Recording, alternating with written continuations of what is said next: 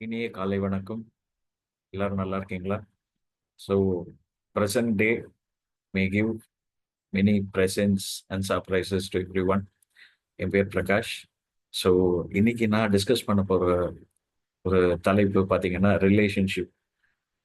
Relationship அப்படின்னா relating with someone.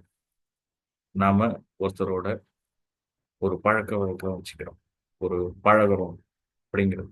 So apart from நம்மளோட self தாண்டி நம்ம ஒருத்தங்களோட ரிலேட் ஆகுது.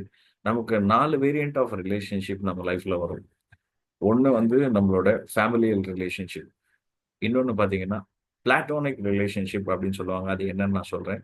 And professional relationship and last toxic relationship.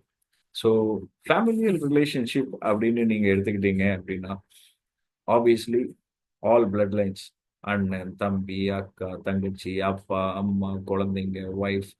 So இன்னும் யார் யாரெல்லாம் லிஸ்ட்ல இருக்காங்களோ நமக்கு க்ளோஸ் கான்டாக்டா, ரெகுலரான மீட்டப் பர்சனா, இல்லாட்டி தூரமா இருந்தாலும் கான்வர்சேஷனலா நம்மளை வந்து வேல்யூ பண்ற பீப்புள்ஸ் யார் யாரெல்லாம் இருக்காங்களோ அவங்க எல்லாரையுமே ஃபேமிலியல் ரிலேஷன்ஷிப்ல வருவாங்க.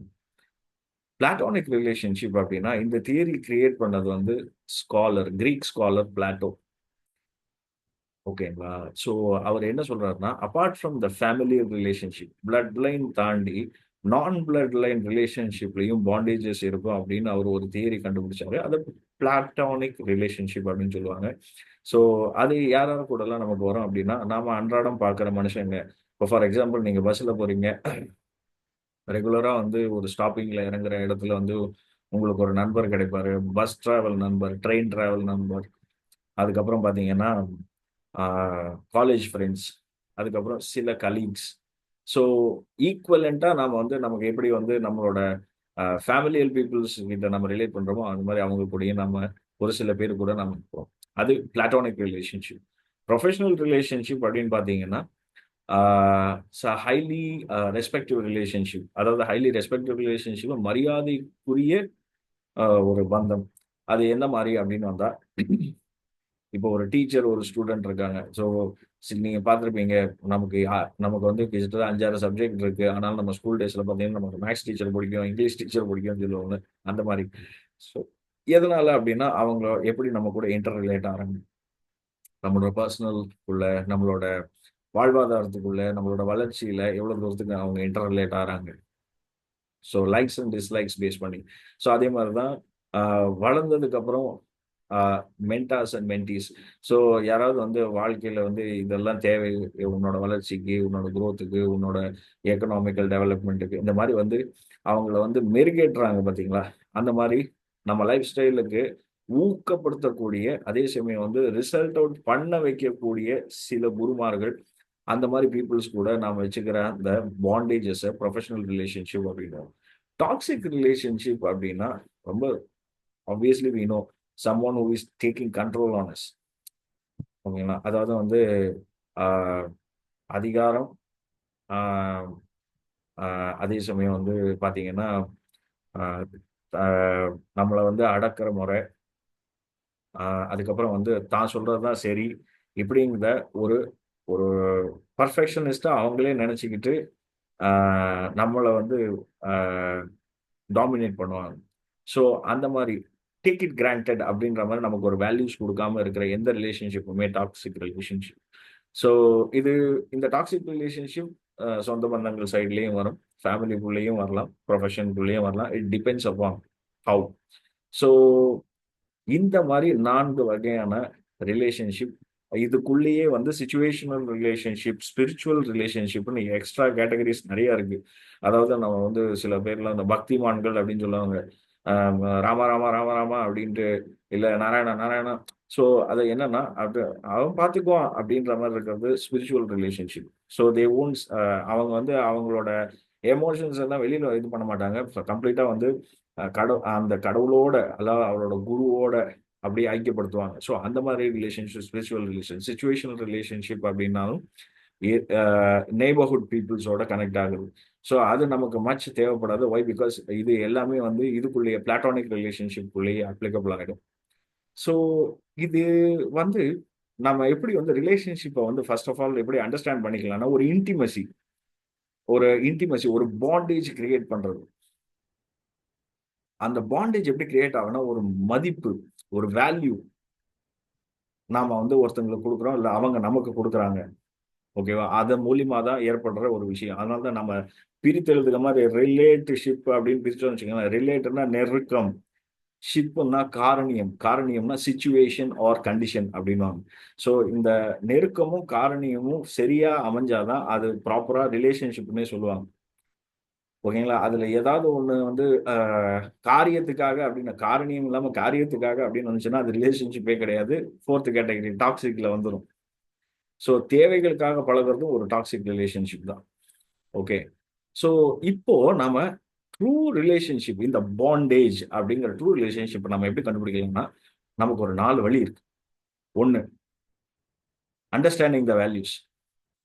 அது குழந்தையா இருக்கட்டும், கிழவியா இருக்கட்டும், தாத்தாவா இருக்கட்டும், யாரா வேணா இருக்கட்டும், அவங்கள எப்படி நான் வந்து ஹேண்டில் பண்றாங்க. அதாவது ஒரு கண்ணாடி இந்த ஹேண்டில் வித் கேர், ஃப்ரெஜைல் அப்படின்ற மாரி இருக்கா மாரி, அந்த handling with care. The way they handle with care and respect the thoughts. ஏதோ ஒண்ணு சொல்றாங்க, அவங்க ஒரு புலம்புறாங்க, இல்ல அவங்களோட விஷயங்கள அவங்க பகிர்ந்துக்கிறாங்க அப்படின்னா, நமக்கு வந்து சில சமயம் அருவியா இருந்தாலும் நம்ம கொஞ்சம் டிப்ளமேட்டிக்கா அவங்களுக்கு வேதனைப்படுத்தாம நம்ம குடுக்குறோம் பாத்தியா, அதுதான் value. So the values how they are giving to us. அத வச்சு ஐடென்டிஃபை பண்ணலாம். அதே மாரி வந்து பாத்தீங்கன்னா, அவங்க வந்து uh let me share my thoughts அப்படின்னு சொல்லிட்டு குடுக்குறது தான் அந்த ரெஸ்பெக்டிவ் பாண்டேஜோட கிரைட்டீரியா. ஸோ அதெல்லாம் இல்ல, சொல்றத கேளு அப்படி மாரி இல்ல. Respective thoughts let me share my opinion. இது சரி வருமான்னு நீ பாரு அப்படின்ற மாரி குடுக்குறது தான் okay. Intervening with the respective way in our personal. So அந்த மாரி குடுக்குற வேல்யூஸ். அதுக்கப்புறம் ஜஸ்டிஃபிகேஷன் ஓவர் ஃபீலிங்ஸ். அதாவது நமக்கு ஒரு ஃபீலிங்ஸ் வரணும். இவர் கூட நம்ம பேசுறோம், இவரு கூட நம்ம ரிலேட் ஆகுறோம், இவரு கூட நம்ம இது பண்றோம் அப்படிங்கும்போது ஒரு ஃபீலிங்ஸ் கிரியேட் ஆகும். இவர்கிட்ட பேசினா ஒரு அமைதி கிடைக்குது. ஒரு ஒரு குழப்பத்திலேருந்து ஒரு ஆன்சர் கிடைக்குது. இல்லாட்டி வந்து எதுவுமே இல்ல, நம்ம ஐடியலா இருக்கோம். If we are feeling that we are alone. அவர்கிட்ட போய் பேசுனா, அவங்க கிட்ட போய் பேசுனா, வி கெட் அ பாசிட்டிவிட்டி. இந்த மாரி ஒரு ஜஸ்டிஃபிகேஷன் ஃபீலிங் அதுக்கு எடுக்கிற டைம் பீரியட் கொஞ்சம் நஞ்சம் கிடையாது. It will take a very long time. Like minimum அப்படின்னு சொல்லும்போது சைக்காலஜிக்கலா வந்து 10 நாள் அப்படிங்கிற கிரைட்டீரியா. ஏன்னா 10 நாள்லயே ஒருத்தங்க கிட்ட நம்ம சிரிச்சு பேசும்போது அவங்களோட ரெலவென்ட் கலர்ஸ் வந்து நமக்கு வெளிப்படும். பிகாஸ் நம்ம அவங்க கூட பிரயாணம் பண்ணுவோம், அவங்க கூட பேசுவோம், பழகுவோம். ஸோ இந்த மாதிரி கிரைட்டீரியாஸ் வரும்போது we may come to know their true colours. So அந்த மாதிரி இதுல இந்த ஜஸ்டிஃபிகேஷன் ஆஃப் ஃபீலிங்ஸ் அப்படின்னு வரும். ஜட்ஜ்மெண்டல் நான் சொல்லல, ஜஸ்டிஃபிகேஷன் ஆஃப் ஃபீலிங். அதுக்கப்புறம் காம் ஸ்டேட் லிசனர். அதாவது நம்ம என்ன சொன்னாலும் வந்து தே ட்ரை டு லிசன். ம்ஹ்ம், ம்ஹ்ம், ஆஹா, அப்படிங்களா? ஓஹோ! Don't worry. So the way they value our emotions. So ஒரு எமோஷனை வேல்யூ பண்றதோ, இல்லாட்டி நம்ம பேசுறத வேல்யூ பண்றதோ, நம்ம பேசி முடிக்கிற வரைக்கும் நிதானிக்கிறவங்களோ, இந்த மாதிரி பீப்புள்ஸ் வந்து they are understanding and valuing our relationship and also they are giving respect to our feelings. So இந்த மாதிரி கிரைட்டீரியாவில் தான் ஒரு ரிலேஷன்ஷிப்பவே நாம சரியான ரிலேஷன்ஷிப்ல இருக்கோங்கிற கணிப்புலயே நாம கொண்டு வர முடியும். So these are all the facts which you can use for identifying true relationship. So இதை வச்சு தான் மியூச்சுவல் அண்டர்ஸ்டாண்டிங்னு ஒரு ஃபீலிங்ஸ் பிறக்கும். அது மட்டும் இல்லாம மியூச்சுவல் அண்டர்ஸ்டாண்டிங் அண்ட் அந்த பந்தம் அப்படின்னு பார்த்தீங்கன்னா, ஆஹ் இது வந்து applicables for the people who actually going for the date or they love each other. அந்த மாதிரி கிரைட்டீரியாஸ்ல வந்து அந்த மியூச்சுவல் பாண்டேஜ் அப்படின்னு வரும். இன்னர் அவுட்சைடர்ஸா நம்ம பார்த்தோம் அப்படின்னா, அதாவது வந்து மற்ற சொந்த பந்தங்களா அப்படின்னு நம்ம பார்க்கும்போது இன்னர் வேவ்லென்த் வந்து சிங்க் ஆகும். ஆஹ் நீ அதுதான் நான் யோசிக்கிறேன் அப்படின்னு சில பேர் கணிப்பாங்க பார்த்துருக்கீங்களா? அதான் இன்னர் வேவ்லென்த். ஸோ இந்த விஷயத்த கரெக்டா அவங்க கிரகிச்சுக்கிட்டு they will give a righteous way. தப்போ ரைட்டோ எடுத்து சொல்லுவாங்க. இல்ல போற பாதை சரியில்லை அப்படின்னு சொல்லும்போது நம்மளால ஆமால அப்படின்னு உணரக்கூடிய அளவுக்கு அவங்க கொடுக்குற வேல்யூஸ் நமக்கு ஒர்க் அவுட் ஆகும். இதுல ஏதாவது ஒண்ணு மிஸ்பிளேஸ் ஆச்சு, ஐயோ இவங்கிட்ட பேசினாலே பைத்தியம் பிடிக்குதே அப்படின்ற மாதிரி ஒரு சுச்சுவேஷனுக்கு வந்து சில பேர் கொண்டு வராங்கன்னு வச்சுக்கோங்களேன். தயவு செய்து பஸ் பிடிச்சி அவரை விட்டு தூரமா போயிடுங்க. இல்லாட்டியா அந்த மாதிரி பர்சன் பக்கத்துல இருந்தாங்கன்னா நீங்க வீட்டை மாத்தி போயிடும். பிகாஸ் இன்னர் பீஸ் அவங்க வந்து முற்றிலுமா ஸ்பாயில் பண்ணிடுவாங்க. இல்லாட்டி they will try to dominate you. அதெல்லாம் ஒன்றும் இல்லை, சொல்லதை கேளு அப்படின்ற மாதிரி, இல்லாட்டி adding fuel to the flame. நம்ம ஏற்கனவே நொந்து போயிருப்போம். நான் அப்பவே சொன்னேன்ல, இதெல்லாமே டாக்ஸிக் ரிலேஷன்ஷிப். நான் சொல்றதை கேளு. நீ என்ன அப்படி என்ன உனக்கு பெரிய வேலை? Degrading the values as if they are we are ideal. அந்த மாதிரி ரிலேஷன்ஷிப் எல்லாம் just give a diplomatic break. Diplomatic பிரேக்னா ரெஸ்பெக்ட்ஃபுல் வேல. Okay, I am busy right now, if you don't mind I just call you later. ஒரு டிஸ்டன்ஸை keep up பண்ணு. உதாசீன, I don't want you to get ஹெசிடென்ட்னா அவங்கள அவமானப்படுத்துறதோ இல்லை ஆர்கியூ பண்றதோ புரிய வைக்கிறதோ எனர்ஜி வேஸ்ட் பண்ணாதீங்க. ஒரு கீப் டிஸ்டன்ஸ் வரும்போது அங்கேயே அங்க நிஜமாவே ஒரு ஃபீலிங்ஸ் வேலை செஞ்சதுன்னா, அதுவும் ஒரு கீ பாயிண்ட். ஃபீலிங்ஸ் வேலை செஞ்சதுன்னா கண்டிப்பா ஏன் இப்படி பண்ற அப்படின்னு சொல்லிட்டு வந்து கேட்பாங்க. அப்படி கேட்காத ஆளுங்களா இருந்தா அது அவங்க எல்லாம் தேவைகளுக்காகவும் ஒரு பர்பஸுக்காகவும் தான் வந்துட்டு போனாங்க. டாக்ஸிக் ரிலேஷன்ஷிப் அப்பாடா ரொம்ப நன்றின்னு சொல்லிட்டு ஒரு தேங்காய் உடைச்சிட்டு சந்தோஷமா சாமி கும்பிட்டு அடுத்த வேலையை பாருங்க. So in this way we can organise and recognise the relationship. ஓகேங்களா? ஸோ இப்படி தான் நீங்கள் வந்து ஐடென்டிஃபை பண்ணுற மாதிரி இருக்கும். ஸோ எந்த ஒரு ரிலேஷன்ஷிப்பும் ஓகேங்களா, they will be they will be giving space for your values. அவங்க ஒரு கிரேட் லிசனராக இருப்பாங்க. ஒரு சொல்யூஷன் கரெக்டாக டெலிவர் பண்ணுவாங்க, அப்ரிஷியேட் பண்ணுவாங்க, என்கரேஜ் பண்ணுவாங்க, விட்டு கொடுப்பாங்க. அவங்களுக்கு எல்லாமே தெரிஞ்சிருந்தாலும் இப்படி பண்ணா ஓகேவா இருக்குமா அப்படின்னு சொல்லிட்டு கேட்பாங்க. இந்த மாதிரி வந்து அந்த ஒரு பாண்டேஜ் கிரியேட் பண்ணும்போது தான் அங்க கேர் அப்படிங்கிற ஒரு அவுட் சைடு ஆஸ்பெக்ட்ல இருந்து அஃபெக்ஷனுங்கிற ஆஸ்பெக்ட் வருது. அதாவது anything that affects internally affecting the heart. Touch பண்ணிட்டாங்கய்யா அப்படின்னுவாங்கல்ல, அதுதான் அஃபெக்ஷன்.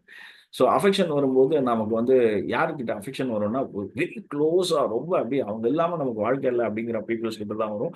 அந்த அஃபெக்ஷனல் பாண்டேஜுக்கு நாம ஊந்தப்படுறோம் ஒரு ரிலேஷன்ஷிப்னா we are in a good relationship and it is a trustworthy relationship. இல்லை அது கேர் அதுக்கப்புறம் வந்து அது அப்படியே அது திசை மாதிரி போகுது அப்படின்னா leave it out. So we are on to the relationship as a outside situational manner. அதை டாக்ஸிக்னு சொல்ல மாட்டோம். வந்தாங்க, செஞ்சுக்கிட்டாங்க, அவங்க பாட்டி அவங்க வேலையை பார்த்தாங்க. தே didn't mean wrong on us. So அது ஒரு சிச்சுவேஷனல் ரிலேஷன்ஷிப். அதை தாண்டி வந்து அந்த சிச்சுவேஷன் ஆனதுக்கு அப்புறம் நம்மளையே குத்துறாங்க பார்த்தீங்களா, அதுதான் டாக்ஸிக் ரிலேஷன்ஷிப். ஸோ உங்களுக்கு புரியுதுங்களா? ஸோ ஹவு அஃபெக்ஷன் அப்படிங்கிற அந்த true bondage of mutual understanding work out ஆகுது அப்படின்ட்டு. ஸோ இது எல்லாமே it's about the category of relationship. இந்த ரிலேஷன்ஷிப்ல அவுட் ஆஃப் சிலபஸ் அப்படிங்கிற பீப்புள்ஸ் இருப்பாங்க. யார் தெரியுமா? அவன் வந்து நம்ம பேசிட்டு இருவோம். இல்ல ஆக்சுவலி வந்து I think this is wrong. இல்ல இப்ப இது வேண்டாமே அப்படின்னு சொல்லிட்டு மறுபடியும் ஃபோன் பண்ணிட்டு அவங்க என்ன பிளான் பண்ணாங்களோ அது அவங்க பாட்டி செஞ்சுட்டு போவாங்க பாத்தீங்களா. ஸோ அந்த மாதிரி பீப்புள் எல்லாம் அவுட் ஆஃப் சிலபஸ். ரிலேஷன்ஷிப்புக்கு அவுட் ஆஃப் சிலபஸ். பிகாஸ் அவங்களுக்கு அது என்ன உள்ள ஓடுதோ அதுதான் இம்ப்ளிமெண்ட் பண்ணணும்னு பார்ப்பாங்க. அது சரியோ தப்போ, லாஸோ ப்ராஃபிட்டோ, பண்ண இந்த தடவை தோத்துட்டேன் நான் அடுத்த தடவை பார்த்துக்கிறேன். அதாவது செல்ஃப் பொட்டன்ஷியல்னு அவங்களே அவங்கள நினைச்சுக்கிட்டு அவங்க ஒரு வாழ்வாதாரத்தில் வாழ்ந்துகிட்டு இருப்பாங்க. ஸோ அவங்களுக்கு வந்து பட்டு அதுலேருந்து புரிஞ்சிக்கிட்டு வர்றதுக்கு ஒரு டைம் பீரியட் உண்டு. அது வரைக்கும் they are out of syllabus. இந்த கிரைட்டீரியா ஆஃப் ரிலேஷன்ஷிப் எந்த ரிலேஷன்ஷிப்பாக இருந்தாலும் இது அப்ளிகபிள் ஆகும். அந்த மாதிரி பீப்புள்ஸ் கிட்ட நம்ம எப்படி இருக்கலாம் அப்படின்னா, வேற வழி இல்லாமல் நாம தே ஆர் இன்டர்பர்சனலி ரிலேட்டடா ஆயிருக்கோம்னா, அப்படியா சரி அப்படி பண்ணியிருக்கியா, ஓகே ஃபைன், தட்ஸ் ஃபைன், பார்த்துக்கோப்பா. அதான் அதாவது கேர் அப்படிங்கிற கிரைட்டீரியால இருக்கும். பத்திரம் பத்திரம் அவ்வளவுதான். வேண்டாம் அப்படின்லாம் அஃபெக்ஷன்ல போகாதீங்க, பத்திரம் அப்படின்னு போகும். So this is how you can behave on a relationship. அதே மாதிரி வந்து this is how you can inter relate and this is how you can analyse a relationship. So hope உங்களுக்கு வந்து ரிலேஷன்ஷிப்னா என்ன, எந்த ரிலேஷன்ஷிப் ட்ரூ ரிலேஷன்ஷிப்னு ஒரு ஐடியா கிடைச்சிருக்கும், எந்த ரிலேஷன்ஷிப்புக்கு நீங்கள் எஃபர்ட் போட வேணாம்னு ஒரு ஐடியா கிடைச்சிருக்கும். ஸோ இதை வச்சுக்கிட்டு நீங்கள் காமன் கம்போஷராக ஒவ்வொருத்தர் கூடயும் ரிலேட் ஆகி பீஸ்ஃபுல்லாக இருக்கணும் அப்படின்ட்டு நான் ப்ரேயர் பண்ணிக்கிறேன். Thanks a lot. Have a great day. Bye.